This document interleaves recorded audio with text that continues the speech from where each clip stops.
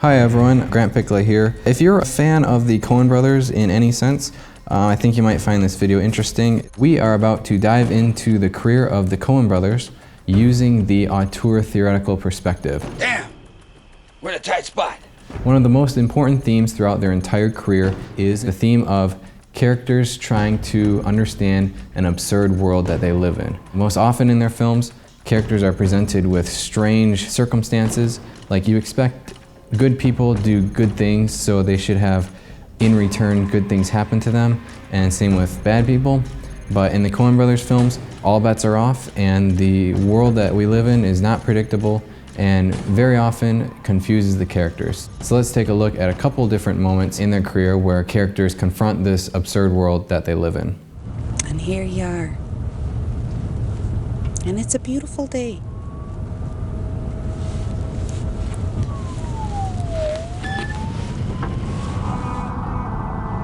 I just don't understand it. What did we learn, Palmer? I don't know, sir. I don't fucking know either. It's like pulling away from the maze. While you're in the maze, you go through willy-nilly, turning where you think you have to turn. But you get some distance on it, and all those twists and turns, why, they're the shape of your life. It's hard to explain. But seeing it whole gives you some peace. Money and the drugs. It's just goddamn beyond everything. What's it mean? What's it leading to? You know, if you'd have told me 20 years ago, I'd see children walking the streets of our Texas towns with green hair, bones in their noses, I just flat out wouldn't have believed you. Another reoccurring element that is found throughout the Coen brothers' career is the use of over-the-top, larger-than-life characters in their films. These often seem like they can walk right out of a cartoon episode or a comic strip, and so the first example we have is the Psycho for Hire.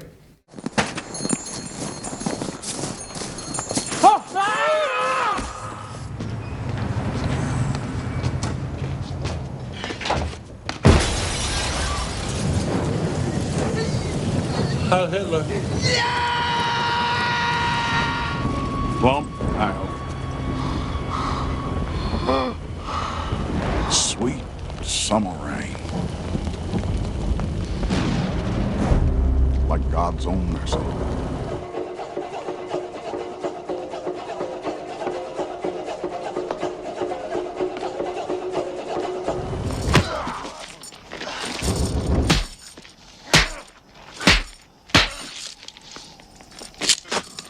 Next, we have the Howling Fat Man.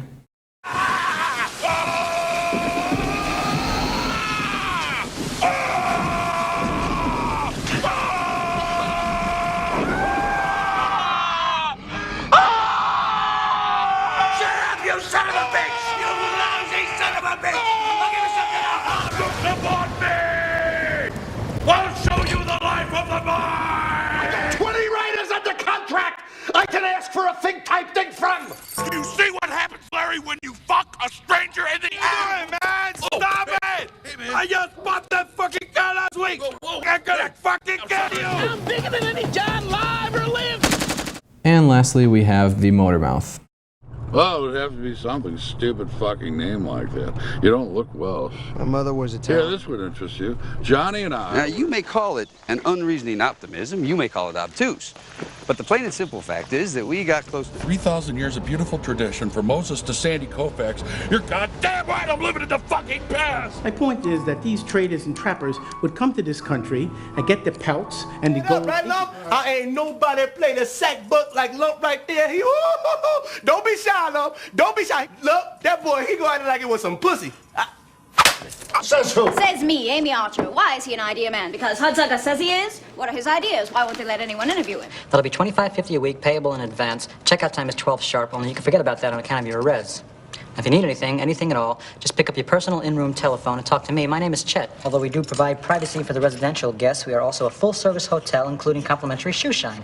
My name is Chet. I mean, the spot he's in, who wouldn't be? He asked me to ask you to take care of him, you know, put in a good word with Leo. Leo listens to you. Not that Leo wouldn't help the schmata anyway. A guy like Bernie is squarely like the schmata, a straight shooter like him. Well, I don't peg him for the understanding type. Find out? How's he gonna find out? Damn it, Tom. You and me ain't even been talking. Jesus, Tom, damn it. Jesus. Whole fucking way from Brainerd driving, just trying to chat. You know, keep our spirits up, fight the boredom of the road. You can't say one fucking thing just in the way of conversation. Oh, fuck it. I don't have to talk either, man. See how you like it.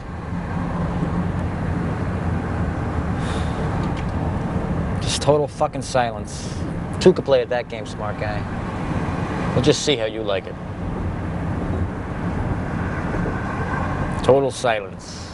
In addition, the Coen brothers tend to write crooks who are idiots, they write narrators that appear on screen, and they choose to cast actors against type, most notably found in George Clooney. Well, I like to think I'm a pretty astute observer of the human scene too, Big Dan. No doubt, bro. What's going on, Big Dan? I don't get it, Big Dan. Oh my God. Oh my God.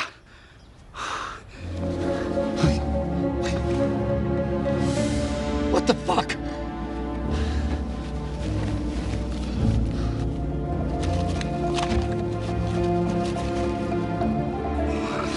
Fuck.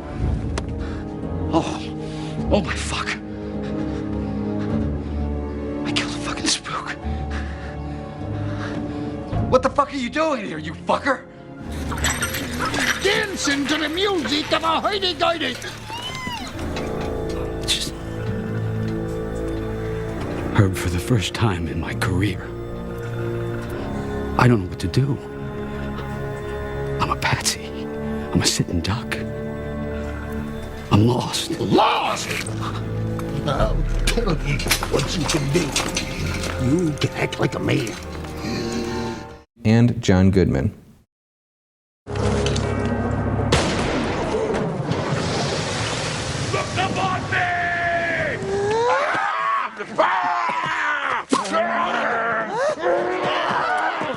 World gone crazy!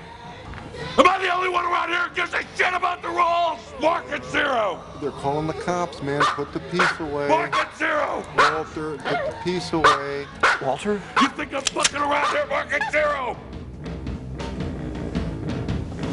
Another aspect that brings a similar look and feel to the Coen brothers' filmography is the articulate use of and variation of location and region to display a particular place in America. Not only are most of their films shot by Roger Deakins, but many of them utilize wardrobe, dialect, everything possible to establish a niche place in American culture. Not only that, but a lot of Coen brothers films tend to focus in a certain period of time in American history as well. So you get these very specific and stylized moments in cultures of American history. For that reason, I believe that the Coen brothers tend to show the most American history for any fiction filmmakers working today. One of the other aspects that help define the culture of the Coen brothers is dialogue. Every script is meticulously written. All the grammatical errors, all of the dialect aspects, all the ums and uhs and stutters are all written exactly in the script, and that is exactly how their characters are meant to say them. What kind of trouble are you in, Jerry? Well, that's, I'm not gonna get into, see, I just need the money. Oh, yeah, but there's not a heck of a lot to discuss. Where's Pancake's house? And I says, yeah, but this ain't that kind of place. Uh-huh. He says, oh, so I get it. So you think I'm some kind of jerk for asking, only you don't use the word jerk. I understand. Then he calls me a jerk, says last guy thought he's a jerk is dead now. So I don't say nothing. He says, what do you think about that? And I says, well, that don't sound like too good a deal for him then. You got that right. Yeah, he says, yeah, that guy's dead, and I don't mean of old age. And then he says, geez, I'm going crazy out there at the lake. Some of these examples are going to show the extremes that the Coen brothers can write. I'm a Dapper Dan man. Watch your language, young fella. This is a public market. Whether it is the existential, lonesome dialogue from films like The Man Who Wasn't There, the deathly words of a villain, the humor that you might find coming out of Marlon Wayans, or some poetically southern drawl similar to Edgar Allan Poe that you'll hear from Tom Hanks. Let's just take a look at some of these vast differences in terms of whether it's drama, humor, or psychological. What kind of man are you? What kind of man are you? Life has dealt me some bum cards. Or maybe I just haven't played them right, I don't know. Now we'll sleep here. Follow in the morning. Well, we promised to bury the poor soul inside. Ground's too hard. Haven't been one of the decent burial that should have got themselves killed in summer. Oh, indeed, indeed. The thirst for knowledge is a very commendable thing. Though I do believe when you hear the explanation, you shall laugh riotously, slapping your knee and perhaps even wiping away a giddy tear relieved of your former concern. What business is it of yours? Where I'm from? Friendo. You know who I am, I know who you are. Perhaps. But appearances can be deceptive. Yeah. Man, come on. I had a rough night and I hate the fucking Eagles, man.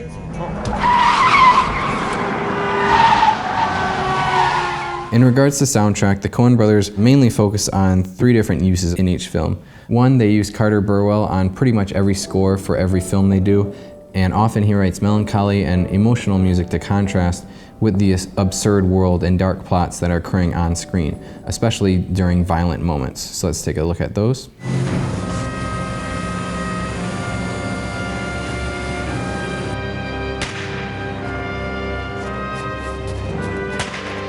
We can also hear this type of music played as source music in Miller's Crossing.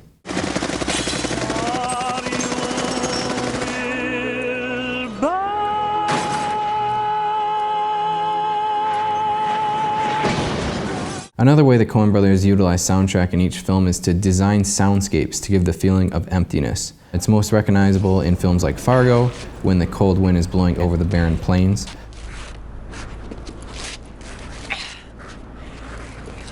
It helps give the viewer a sense that these characters are isolated and alone.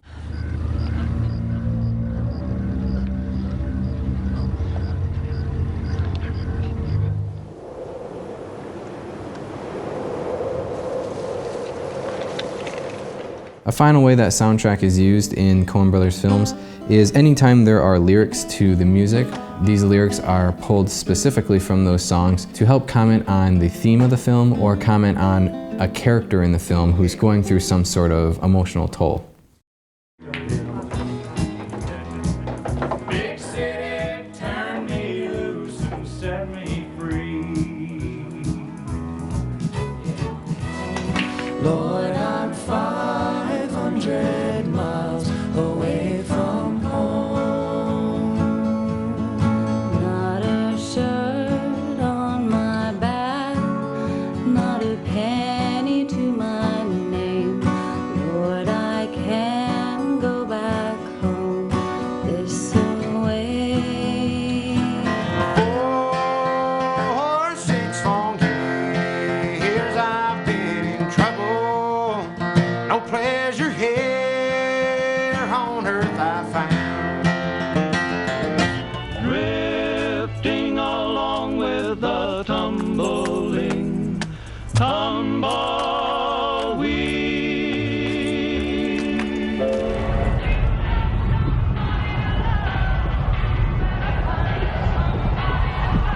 Another interesting element of the Coen brothers' filmmaking palette is their use of writing and plot. And over their career, there are certain writing choices that have become quite common in their films. One of these is to present all characters as having flaws. Another aspect is to use a lot of film noir elements like blackmail, kidnap, and murder in their plots. In fact, many of their films even have a femme fatale. He's getting away. She better think fast. She isn't. She is. Yet another writing technique found in many of their films are dream sequences. On a cloud and fell 8 miles high. I tore my mind on a jagged sky. I just dropped in to see what condition. There's another Jew, son. A last writing technique used by the Coen brothers that reoccurs throughout their career is the atypical portrayals of law enforcement.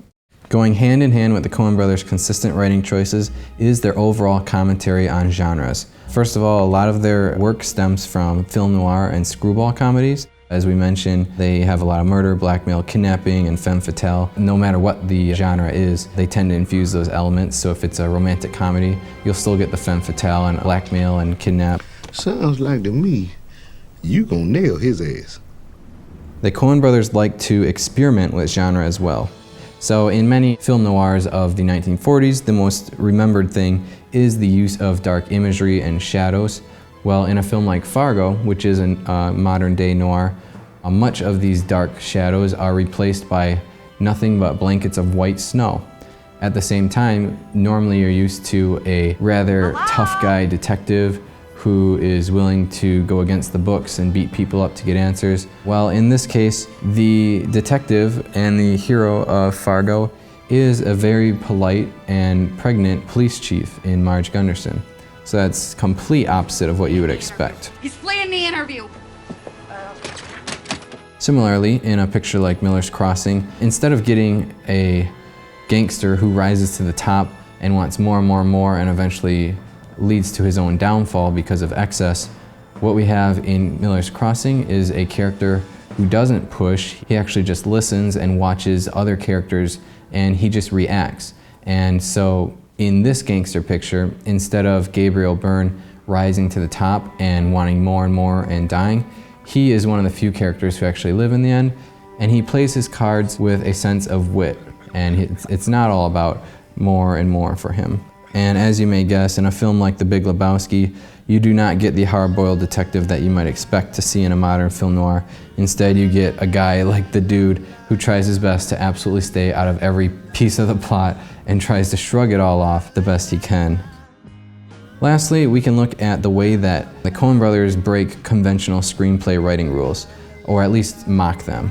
In typical screenplay writing, audiences expect to see that the people who do good things are rewarded in the end. On the other hand, people who do bad things will be punished. When you watch Burn After Reading, all of these rules are broken.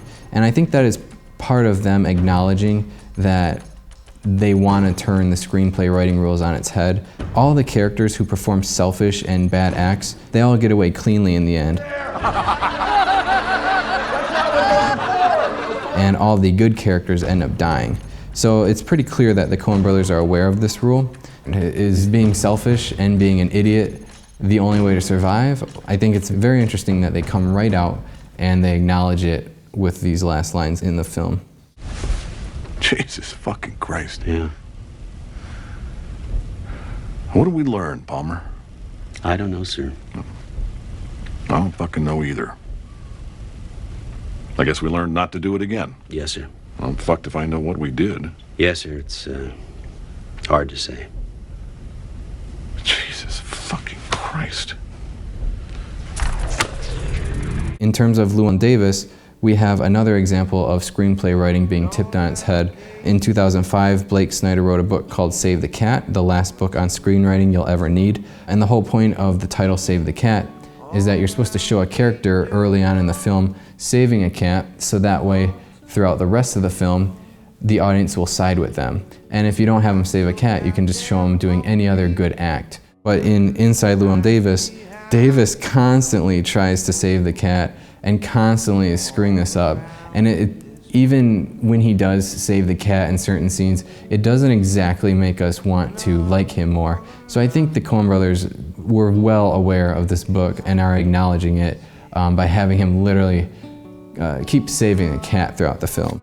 So, as can be seen, many of the Coen brothers' films exhibit the same central theme, which causes all the other filmmaking elements to have reoccurring similarities, which can be found in the characterization, location and region, time period, dialogue, soundtrack, writing and plot, and their overall commentary on genres. So as a result, you get an overall sense of style that can be recognized in their films. Overall, they create postmodern pictures that showcase American cultures using dark humor in combination with their witty commentaries on genres. So, after analyzing many of their films, I think it's pretty clear that the Coen brothers can be considered auteurs today in American cinema. Thanks for watching, and I hope you enjoyed it. The Coen brothers are great. Fuck, Walter. Come on, dude. Hey, fuck it, man. Let's go bowling. Heck, Norm, you know, we're doing pretty good. I love you, Margie. I love you, Norm. 2 more months. 2 more months.